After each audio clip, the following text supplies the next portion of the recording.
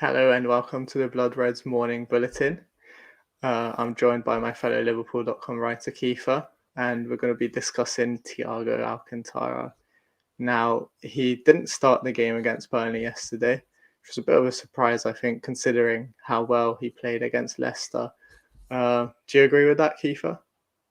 Yeah, he was really good on Thursday night against Leicester, wasn't he? I think we've kind of seen it in glimpses over his 18 months now at Liverpool, especially alongside Fabinho, just how good and how instrumental they are to Liverpool's midfield.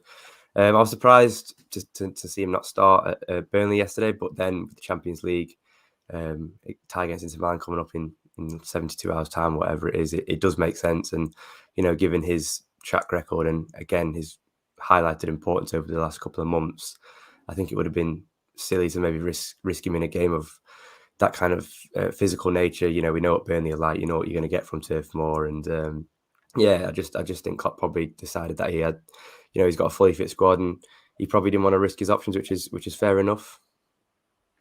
Absolutely. But when he did came on, I think his influence was crucial in that game in terms of controlling the midfield. And I think what I liked about him in particular was his sort of physicality and defensive prowess, which is a bit of a change from the start of his Liverpool career when he sort of gave away a few, yellow cards and free kicks every now and again. It's an encouraging sign. I think he's definitely settling into that Premier League and the English physicality, so to say. What did you make of that in general, in terms of his control in the midfield and his sort of defensive abilities? Yeah, I mean, the conditions at Turf Moor yesterday were just absolutely wild, and I don't think that helped either side. I think, early on we saw loads of misplaced passes, just sloppy passes out of play, and no side was able to really get a grip on the game and kind of stamp their authority. And Henderson struggled, as did the other midfielders really. But I think Henderson was the notable one. I think at half time he had a 50% pass completion rate or something close to that. So he was the obvious one you were looking at to go off. And then when Thiago came on, like you say, he performed really well.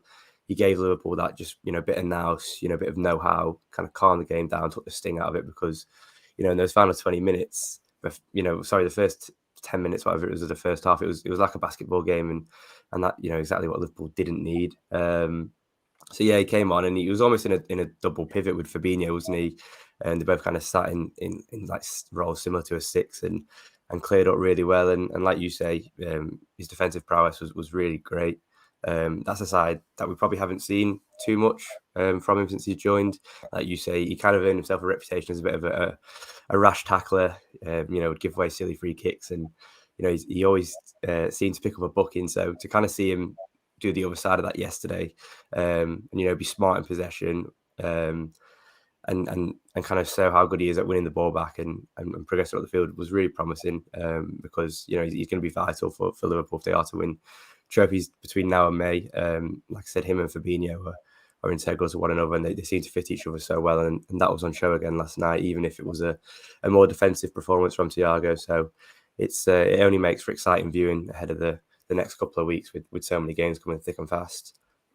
Yeah, I think it's interesting that you mentioned that double pivot. I really liked that the way they work together, and I think every game they've started in the Premier League so far in their entire career, they've won.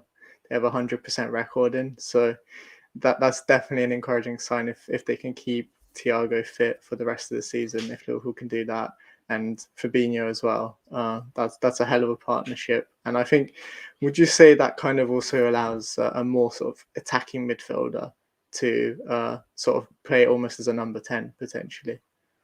Yeah, 100%. We've seen how many options Liverpool have got now in those kind of attacking midfield roles. You've got Harvey Elliott, you've got Curtis Jones, you've even got, Oxlade-Chamberlain. He likes to drive forward with the ball. So, there's plenty of options. Even Naby Keita, he's probably more offensive out of the three, isn't he, that were on display yesterday. So, we've got plenty of options. And if you can almost form that solid base, we've seen it with Fabinho, that he does it on his own. He provides that base and kind of the freedom for other midfielders to kind of just go and do their thing in the final third. So, in games where you've got the option of, having something like a double pivot, in something like a 4-2-3-1 almost, it gives Klopp versatility, and also, like I say, it's only going to help the likes of Curtis Jones and Harvey Elliott, who are if they do play, they've been used to playing further forward, in the earlier stages of their career. So it's something really, to look forward to, and it could kind of be Liverpool's secret weapon, over the coming 3 or 4 months between now and the end of the season, because they're going to play a lot of games, and there's going to have to be a lot of different combinations in midfield to combat kind of fatigue, the grueling fixture schedule, and we do know we've got a full squad now, but things can change so quickly, as Klopp will know. Touch wood, it isn't, but injuries will probably play a part between now and the end of the season. So if you've got multiple options, and it does feel like we have Fabinho, but we don't have someone who would be able to deputise for him. So I think Thiago maybe showing that side to his game that we probably haven't seen before is always really promising, and like I say, can only benefit Liverpool between now and the end of the season. Yeah, it's really interesting, and like you say, we do have a lot of options. For the first time yesterday, we saw Naby Keita, Fabinho, and Thiago all on the pitch at the same time. That has never happened in their Liverpool careers. They've all at times they've replaced each other as subs, but they've never been on the pitch simultaneously at the same time. I mean, it was a difficult game to judge their performances on, but what did you make of that trio? Yeah, it was difficult, wasn't it? Because, like I say, they probably weren't granted the given the conditions and given the scoreline and given how tight it was, and kind of just with everything mixed into one, they probably weren't given. Probably wasn't a fair reflection of what we can expect to see. But first of all, when I heard that stat after the game, that it was the first time they played together. I mean, it just kind of sums up Liverpool's look over the past 18 months, doesn't it? I mean, it's absolutely wild. But there's 3 talented midfielders there. And if they're able to, put a string of games together, we saw yesterday, I think, like I say, Henderson struggled. But, if you can have, midfielders fighting for places, and, you've got someone like Naby Keita, who, I know they got knocked out of the group stages, but he had a good, African Cup of Nations performance. So, he'll be one, especially with his contract running out in just over a year's time, he'll be one looking to put in, a string full of good performances. So that's something that's only going to, benefit Liverpool between now and May. And I mean, like I say, it was hard to reflect on yesterday because, like I say, the conditions, and it was just such a bizarre game. And I think it was one that Liverpool just wanted to get in and out and kind of get the 3 points. And it won't be one that's shown long at the end of the season. Certainly won't be any DVDs made about that one. But hopefully, them just getting that first kind of appearance together, they can build on it in the coming weeks. Do you think that is something that Liverpool will see more of in the coming weeks? Is it a partnership that works well? Do they complement each other?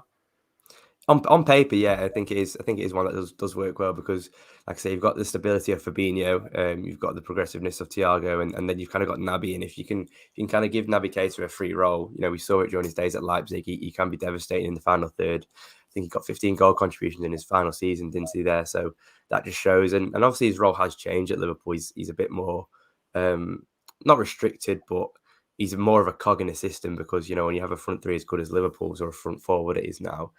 There's less emphasis on midfield to kind of get forward and kind of maybe provide the goals and assists. But definitely on paper, it's a midfield that I'd be excited to see. As I say, Thiagos, I think he's won a lot of people over the last 8 months. I think he had a difficult start to life in England, but we saw he was instrumental to Liverpool getting top 4 at the back end of last season. And Fabinho, everyone knows how good he has been since he joined Liverpool in 2018. He's probably the best defensive midfielder in the world, in my opinion. And he's adding goals to his games now, which I don't think anyone would have expected, when he joined Liverpool. So on paper, it's a really exciting midfield, and I'm just hopeful that we can see it more often between now and the end of the season, because I'm sure that will only strengthen Liverpool's chances of catching Manchester City.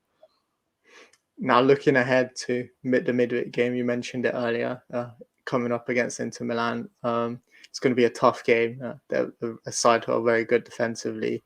Do you think Thiago is going to be key in that? And like you said, he's probably going to start, let's be honest, if he missed the Burnley game. Well, he didn't start the Burnley game, so is he a definite starter in that? Yeah, you'd think so. I think you've got to go with your strongest midfield because that's one way of combating the fixture list, isn't it? If you can kind of put a good performance in the first leg and give yourself, a healthy lead. Not that you take your foot off the gas in the second leg, but it almost gives you that room for rotation. which is going to be vital. We know how many games Liverpool are going to have to play. So if they can, even if it's 45 minutes, they can knock off that schedule. It's going to be worth its weight in gold. But yeah, given that he was in the starting 11 yesterday, as soon as I saw that, there wasn't any doubt of, he could be injured. Okay, there was maybe a tight doubt he could be injured, but it was certainly thinking, Klopp's got Inter Milan in mind, and he'll be wanting to start him there, which I would expect would be a long side Fabinho and probably Keita, to be fair. He's one that needs a string full of games, and I think dropping him in and out here and there is probably not the solution. Like I said, I think Henderson struggled yesterday. But yeah, I would be expecting to see that three line up again once more. But I think Thiago is nailed on for that. I would like to think. Yeah, I mean, it's interesting. Klopp definitely has a lot of welcome headaches ahead in the next few hours and days. But I think that's about wraps it up for today. Thank you for tuning in, guys, and make sure to check out the rest of the Blood Red content and the Liverpool.com and Liverpool Echo articles going online today.